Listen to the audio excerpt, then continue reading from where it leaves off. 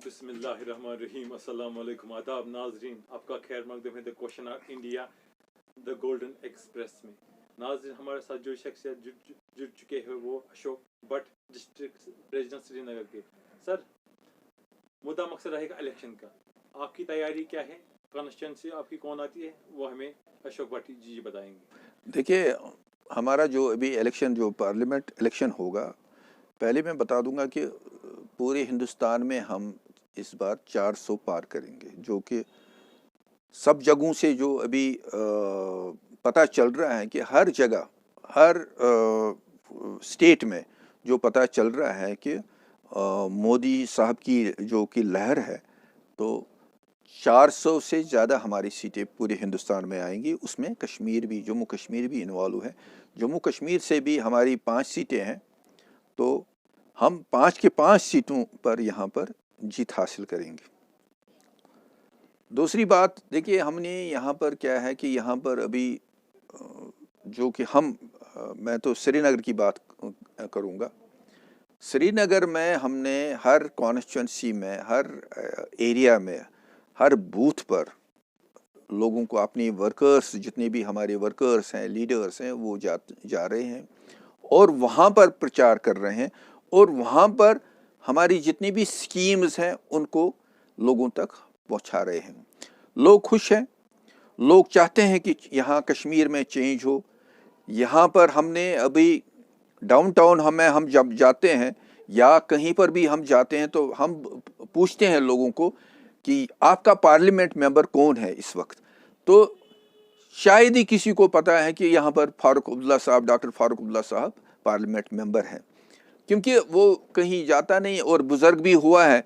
तो इसलिए मुझे नहीं लगता है कि लोगों के पास अभी वो जाने की उसमें भी नहीं है, क्योंकि इनका ये डरते भी हैं ये, क्योंकि इन्होंने लोगों को आज तक जो चीट किया है, लोगों को अब समझ आ गया है कि इन्होंने कैसे हमें 70-72 सालों में लूटा है। इसलिए लोग इनको बाज़ाब्ता वोट से जवाब दे देंगे और इनको घरों में बैठना है।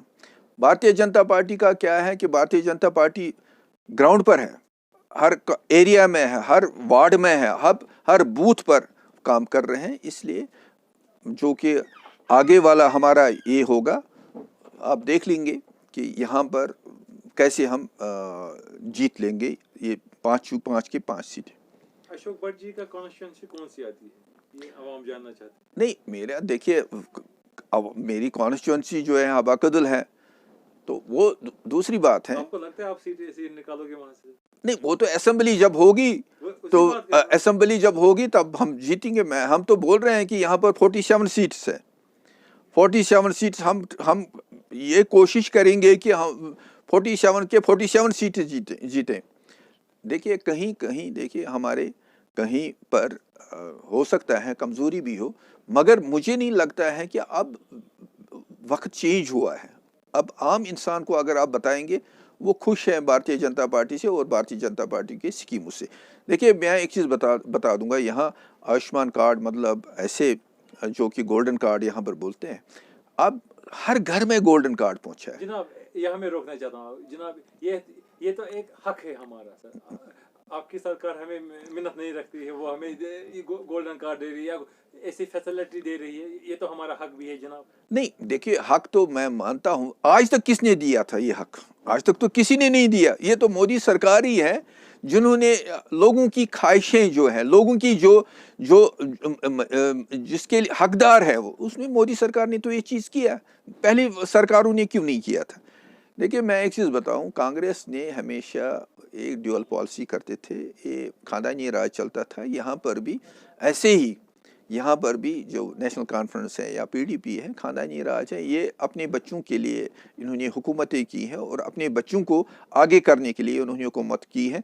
लोगों को, जो लोग हमारे जो गरीब आवाम हैं, उनको हमेशा इन्होंने चीट किया है, डॉज किया है, और जहाँ पर वो 47 में थे, आज भी वहाँ पर ही वो उनको रहना, वो सोचते थे कि ये वहाँ ही हमें गुलाम रहे।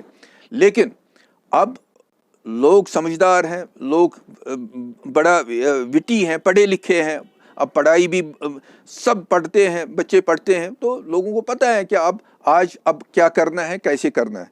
देखिए इन्होंने क्या है कि आप देखो कि यहाँ पर कितने लोग जिनकी माँओं की गोदें उजाड़ते थे, मतलब जो कि जिनके कुछ लोगों के बच्चे मरते थे, वो बंद हो गया।